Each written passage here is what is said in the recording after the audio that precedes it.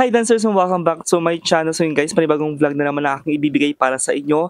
But before I start, yung bago ka lang sa aking channel, don't forget to click the red button sa baba yung notification bell sa tabi nito para maging updated ka sa lahat ng videos ko, every post ko.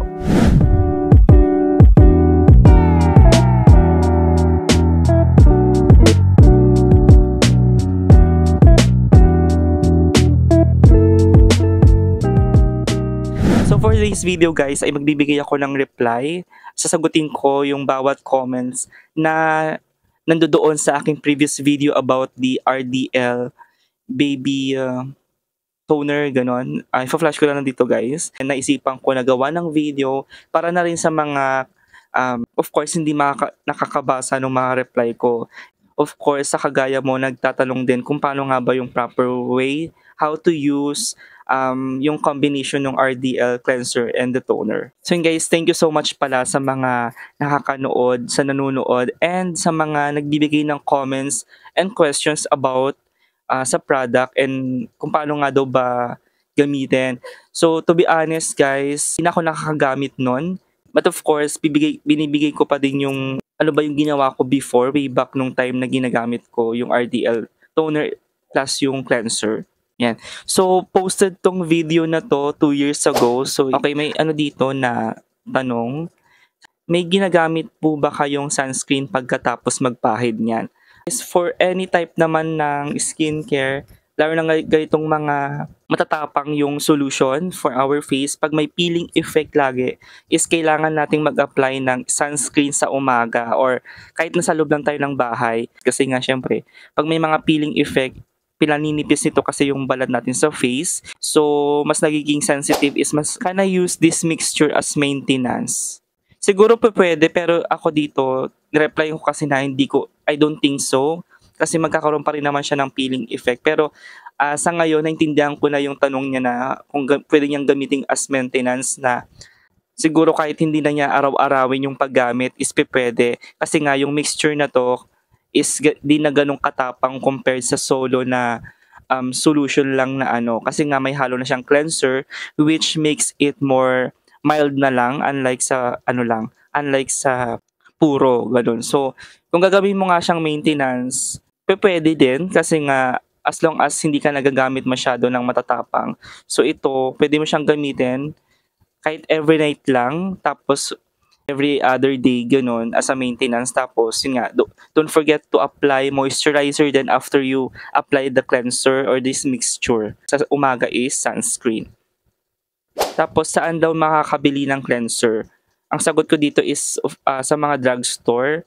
And meron din, sabi ko dito, nabili ko din siya sa Shopee, guys. So, check nyo lang yung brand. So, ganun pa din ba kabilis magbalat pag pinagsama? So, ang sagot ko is hindi. Minimal na lang. Compared kasi dun sa purong solution lang, of course, magiging mild lang siya compared dun sa with cleanser na. Kasi nga, hindi na ganun kapuro and like, parang ano lang yan parang hinaluan mo ng tubig, di ba? So, medyo malilesen yung babagal yung pagpeel sa mukha natin. Dito, how do you use it and how is it effective? I couldn't understand anything in the video because it wasn't in English. So, pero nasagot ko na din to guys. And ang sabi ko nga is every night ko lang siyang ginagamit and hindi sa with cotton, hindi ko siya nirarub.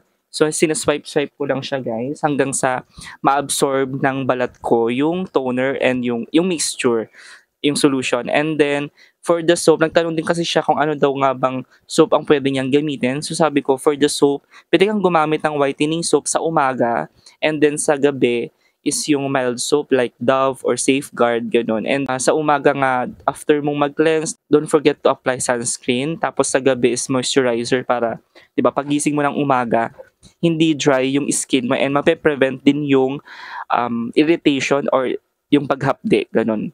And then kapag humapdi yung face mo while using this, stop ka muna. Huwag mo siyang araw-arawin kasi based on my experience sa paggamit ng mga Rejuve before, di ba sabi nila kapag ganun na sabi may effect na daw sa face or effective, parang good thing yun. Pero hindi daw ganun siya parang ka-healthy for our skin, hindi siya good.